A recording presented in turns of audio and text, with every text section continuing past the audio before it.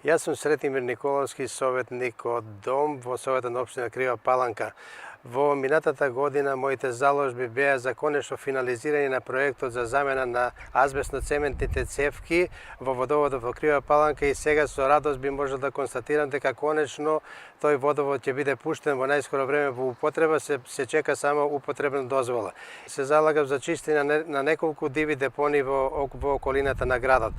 Моите заложби сега и како доктор, и како член на Дом, и како член на Советот на општина Крива Паланка ќе биде секако да се зачува хигиената во градот.